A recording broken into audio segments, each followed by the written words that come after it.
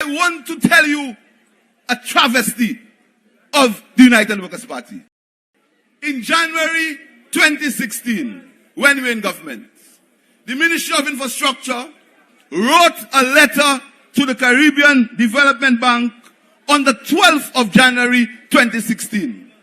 That letter was sent to the bank to replace all the lights, 21,500 of these high energy lights in the country.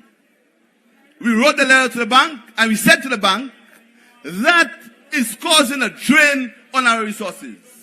That is not helping our carbon footprint. That is causing the government $11 million a year to pay for these street lamps. And the president of the CDB recommended to the board of directors for a loan of US $11.6 million and a loan to Lucilec of $1.146 million and a grant to the government of US $30,000 from the Resources for Climate Action and Support of the CDB. The CDB said that that project was so good, it was such a well-conceived project, that they would waive some of the requirements. They said, instead of having us to fund 20%, they said they would fund 90% and we'd only have to fund 10% because of the quality of that project.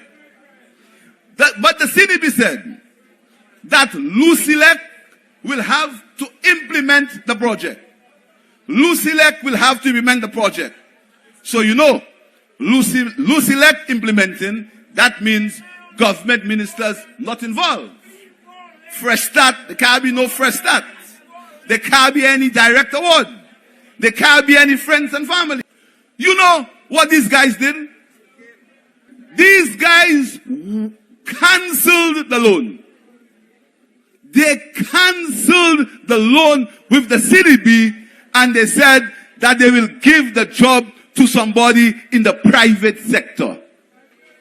You believe a government that is serious would cancel such a loan that would save the country 58% of $11.5 million per year.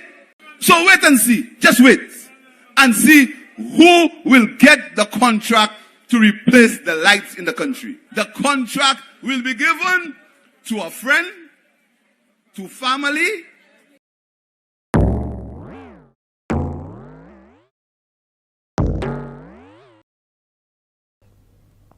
A charge on the consolidated fund must receive a parliamentary guarantee.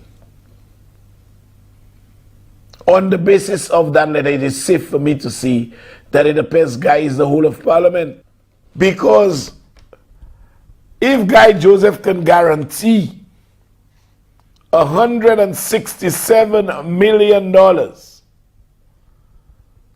for a company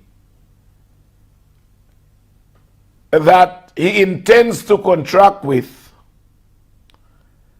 then he's the whole of Parliament. But let me tell you who PAJOAH is. PAJOAH is a local company that was formed in 2015. Good, you all see it there? PAJOAH Limited, company number 2015C118. If a company needs a letter that is essentially addressed to anybody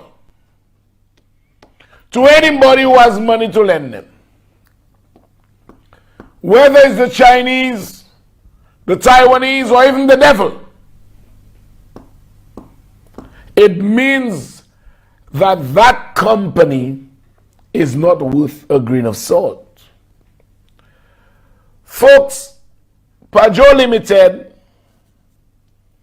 although having a letter to go around to source $167,400,000 PAJOAH share capital last year.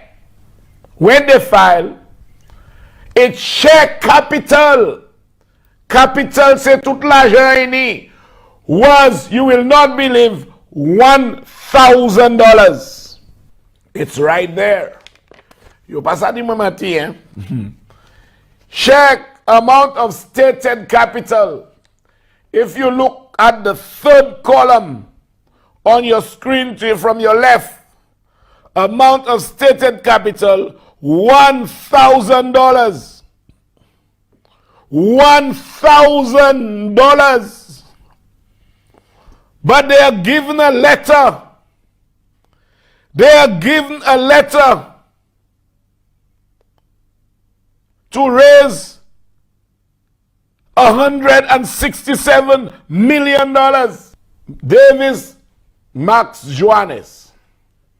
Aren't you the brother of Bertram Johannes? Bertram Johannes, aren't you the one used to work by Caribbean Metals? Oh, okay, I'm not sure. I'm asking.